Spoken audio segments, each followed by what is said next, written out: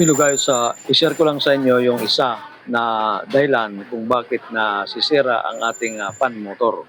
Kung makikita nyo, itong fan blade ay puno na ng alikabok.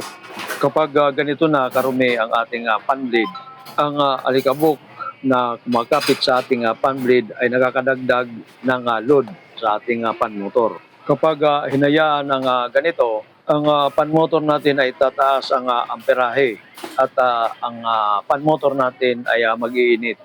Kapag mainit na ang ating fan motor, ang unang tatamaan dyan yung ating tinatawag na thermal fuse. Kapag hindi kagad bumigay yung thermal fuse, ang kapasitor natin ay lulubo. Mapapansin nyo na lang ang electric fan natin ay biglang hihinto. So, mahalaga pag ganito na karumi ang ating fan blade, ay kinakailangan na malinisan para hindi makadagdag ng load.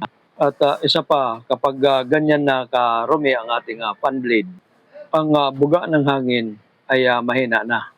Hanggang dito na lamang guys, maraming salamat sa inyong panonood.